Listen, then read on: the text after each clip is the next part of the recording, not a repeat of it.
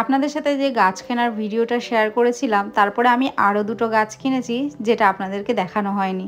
তো আজকে হচ্ছে এখন বাজে বিকাল 5:30, গাছে জল দেব। তো একটু সন্ধ্যা সন্ধ্যা হয়ে গেছে, ডিউটি থেকে এসে ভাবলাম যে গাছে জল দিই আর আপনাদের সাথে দেখাই। এই যে দেখুন এখানে লাউ গাছ, আমি যেটা প্রথমবার দেখলাম জাপানে লাউ গাছ বিক্রি হতে। তো দেখা মাত্রই কিনেছি। আর তার সাথে একটা জাপানিজ হচ্ছে করলা গাছ, মানে উচ্ছে না করলা, আর জাপানের করলাগুলো ভীষণ বড় বড় সাইজের হয়।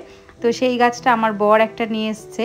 আর আনার পরে দেখুন সে কি সুন্দর করে বুদ্ধি করে এই যে মাচা টাইপের দিয়েছে। যেহেতু আমি ছোট্ট ব্যালকনির মধ্যে গাছ লাগিয়েছি, তো সেই জন্য এখানে যেইটুখানি আর কি দেওয়া যায়। আর এটা হচ্ছে যারা জাপান থেকে আমার ব্লগগুলো দেখেন এটা তাদের জন্য। তো এটা হচ্ছে আমি সেরিয়ার থেকে কিনেছি, মানে ওই 100 ইয়েন করে এগুলোর দাম নিয়েছে। ওখানে 2 পিস মতো ছিল। আর এই দেখুন বাদ বাকি গাছগুলো কি সুন্দর করে পাতা গজিয়ে বেশ বড় বড় হয়ে গেছে। জাপানে কম দিনের জন্য হলেও লাউ পাওয়া যায়, মানে একটা দুটো অন্তত খাওয়াই হয়। তো লাউ শাকটা, মানে যেটা আমি দেশে খুব ভালোবাসতাম, লাউ শাক, কুমড়ো শাক, তো এইগুলো হচ্ছে পাওয়াই যায় না। যেই কারণে আমি ওই লাউ গাছটা এনে লাগিয়েছি। সে যা হবে হবে, পরে দেখা যাবে। এই লাউ গাছটার দাম নিয়েছিল জাপানিজ 150 ইয়েন, ভারতীয় মূল্যে প্রায় ওই 80 টাকা মতো।